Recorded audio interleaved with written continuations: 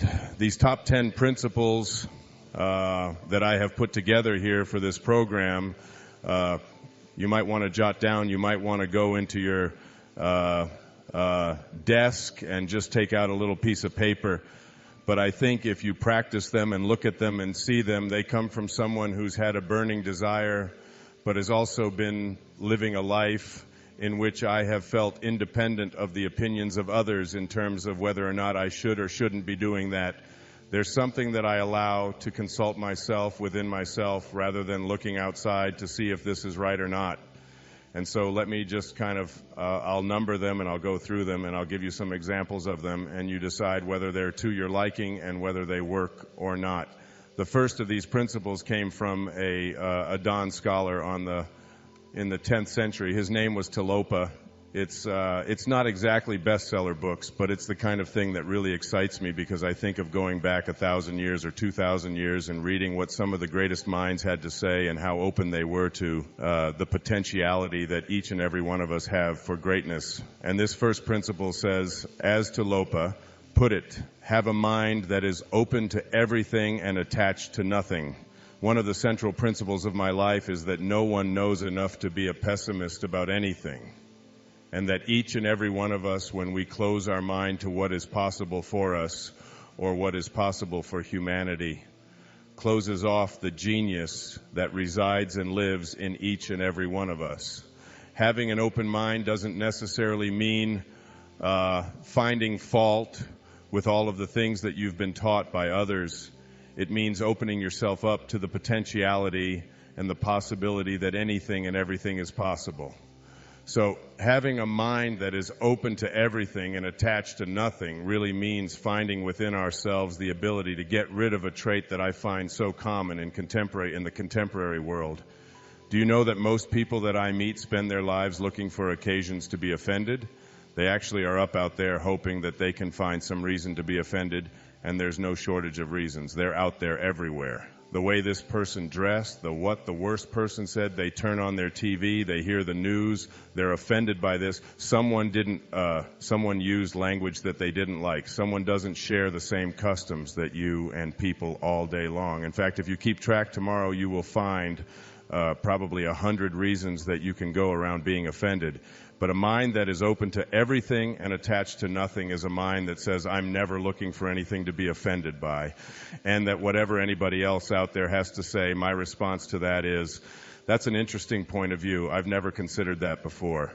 I remember being interviewed for a morning television show, and the woman that was interviewing me said, how does it feel to be talking to audiences where people have all of these strange beliefs, these weird things that they come to? And it intrigues me because one of the things that Emerson said is in one of his very first essays. He says, the first thing we have to say, respecting what are called new views here in New England, where we are right now, is that they are not new, but the very oldest of thoughts cast into the mold of these new times. And that was in 1842. He was speaking about that. And this woman asked me the question. She said, doesn't it offend you that there's people out there and they're talking about people using crystals to heal somebody? And I remember my response. My response was that if I've got hemorrhoids and somebody out there is convincing me that crystals are going to heal them, I'm ordering crystal chairs. Why not? I mean, all you have to do is understand something called a placebo. And what is a placebo? It's nothing more than a convincing belief. If I hand you this pill and say, this pill is going to cure your arthritis, and you take it, and the pill is just a sugar pill, but your arthritis disappears, I'm into buying those placebos. Where can I get some of those placebos? And it's true of everything. And it's when you think about all the things that we enjoy and what our life is like, it took people who had a mind that wasn't closed to allow us to make the progress that we've made. Progress is impossible if you always do things the way you've always done things. But the other word in this, what Talipo said, is be attached nowhere. Be attached nowhere. Attachment really means I am diluting myself into a belief that if I can't have or if I can't do this or that thing, then somehow I am going to become immobilized.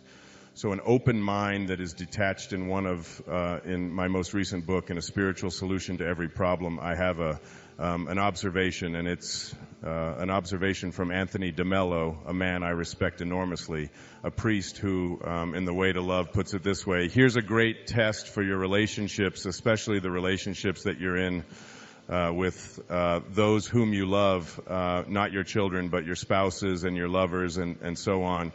Try this test on for size 1. I am not really attached to you at all. I am merely diluting myself into the belief that without you I will not be happy. And 2, and here's the toughest test for non-attachment: I leave you free to be yourself, to think your thoughts, indulge your tastes, follow your inclinations, behave in ways that you decide are to your liking. How's that for a challenge? And so what most of us do in our relationships, and why they are not as successful as we would like them to be, is that we become attached and we tell ourselves that if this person behaves in a way that I find offensive, then I can't be happy. I make my happiness, my fulfillment, dependent upon those people that I love being what I think that they should be. And detachment doesn't mean being a victim. It just simply means I know that I can make my life fulfilled and happy by having a mind that is open to everything and attached nowhere. The second principle is a very simple principle. It says you can't give away what you don't have. Now, it sounds ridiculous, okay, but it's more than what meets the ear. As you hear this, you can't give away what you don't have.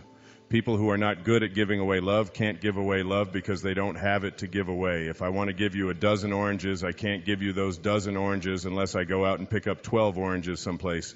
Otherwise, all it is just empty rhetoric, and the same thing is true of virtually everything in your life.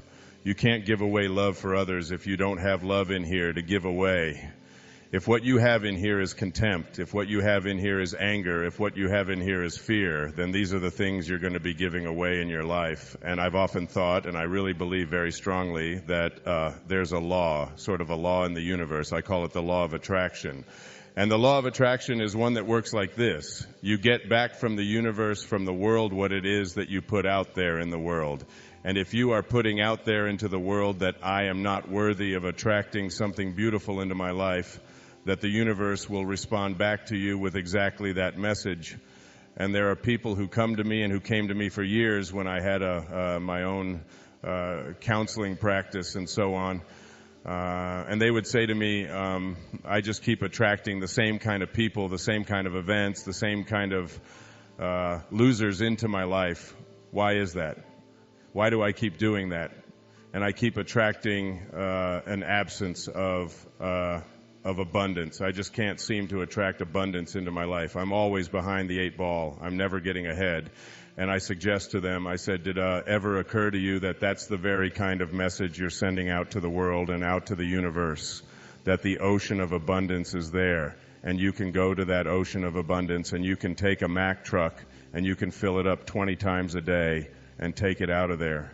And guess what? It doesn't impact at all the ocean of abundance. It doesn't even go down a zillionth of an inch. It's unlimited. Or you can go to the same ocean of abundance with an eyedropper, and you can just take this much out once a month and say, that's all that seems to be available for me. And the interesting thing for me is that when people go to this ocean of abundance, this unlimited world, all that I have is 9. It says in the holy books, all that I have it's all there for you. But if you believe inside that it's limited, that you can only get so much, that other people are going to get it before you do, then you'll find yourself creating that very same thing. And the even more interesting part about this, you can't give away what you don't have. Principle is that if your message to the universe is gimme, gimme, gee, which is a lot of people's message to the universe, I want this from you. I want that from you. Please give me this. I have to have that. That's what their prayer is like. That's what their message is, you know? And they say, I want this from the universe. Give me the universe's response back to that kind of an mentality is exactly the same. The universe will say right back to you over and over again, give me. And you'll find yourself never, ever arriving, but always being in a state of striving, always feeling as if you're being neglected, never feeling as if you have enough. Always feeling as if you're being shortchanged because you're constantly under the pressure to give, to get back what the universe is demanding from you. And the interesting thing about all of this, the irony of this, is that if you shift that and you say to the universe, to the world, how may I serve? How may I serve? the universe's response back to you is, how may I serve you? How may I serve you? And it's very intriguing when you take your energy and your attention off of what you are demanding from the world and instead saying, what can I give to the world? And it's really the basis behind that very famous line of the President John Kennedy's inaugural address: ask not what your country can ask, what you can do for your country.